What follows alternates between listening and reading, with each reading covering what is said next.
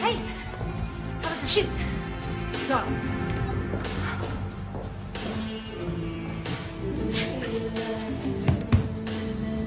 Your boss called. He's worried about you.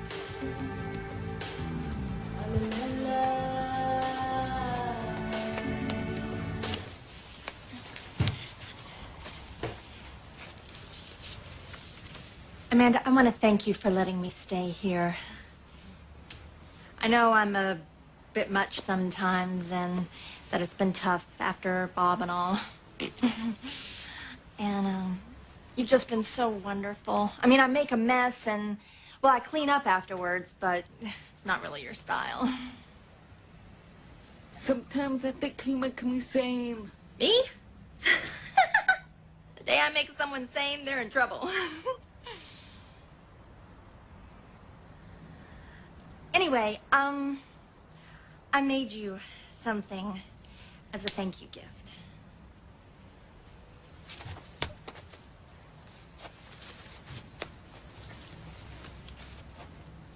Open it.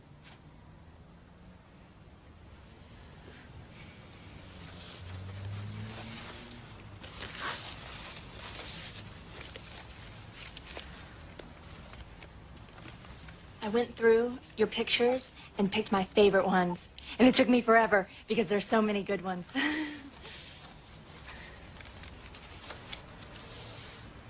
This.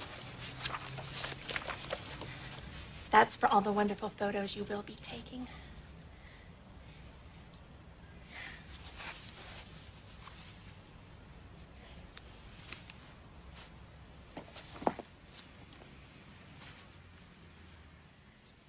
Oh. I've had a strange day.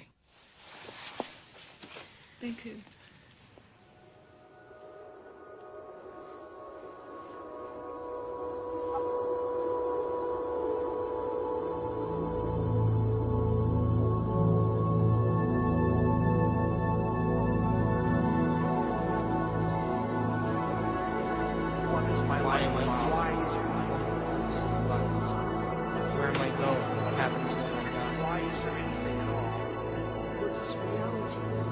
It makes you wonder, doesn't it?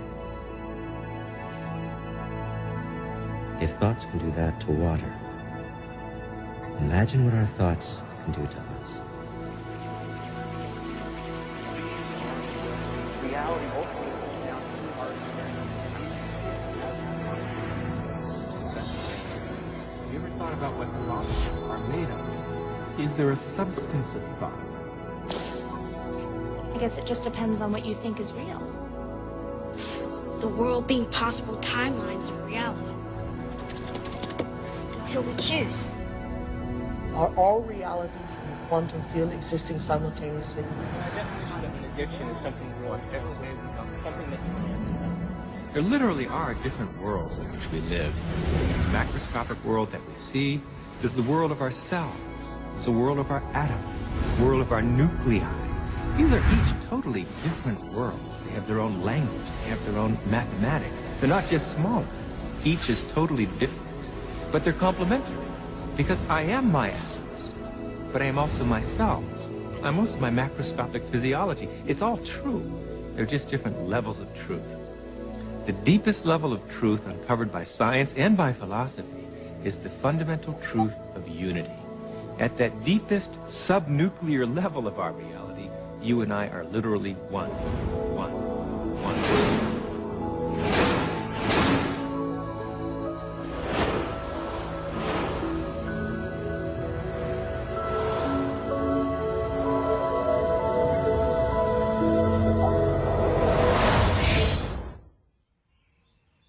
I wake up in the morning and I consciously create my day the way I want it to happen. Now, sometimes, because my mind is examining all the things that I need to get done, it takes me a little bit to settle down and get to the point of where I'm actually intentionally creating my day. But here's the thing, when I create my day, and out of nowhere, little things happen that are so unexplainable, I know that they are the process or the result of my creation.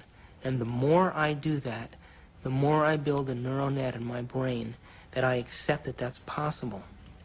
It gives me the power and the incentive to do it the next day. In addiction, we have a supreme, beautiful opportunity to decipher the difference between our intangibility of our nobleness of character and the day-to-day business of how that character is revealed in a three-dimensional world through our bodies.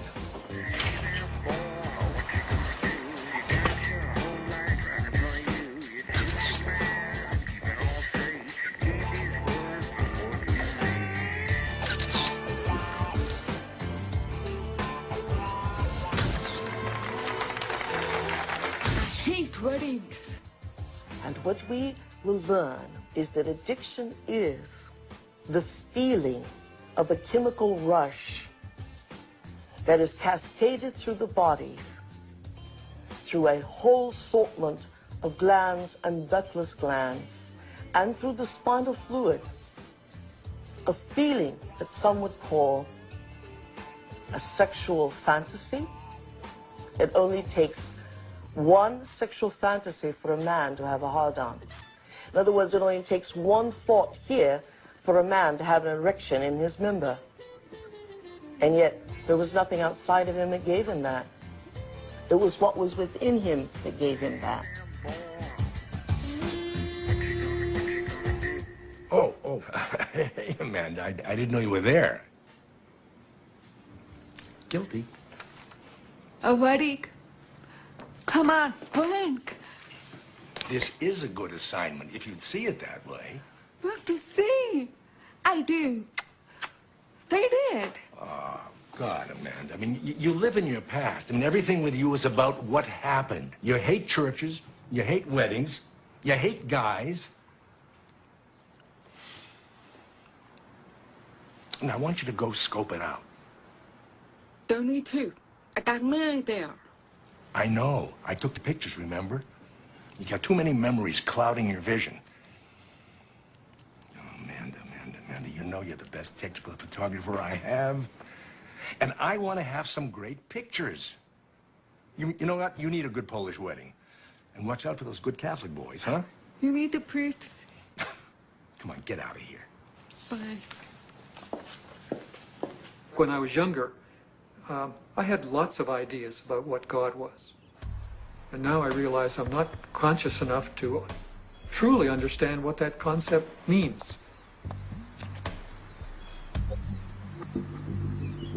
That I am at one with the great being that made me and brought me here and that formed the galaxies and the universes, etc. How did that get taken out of religion? It was not hard.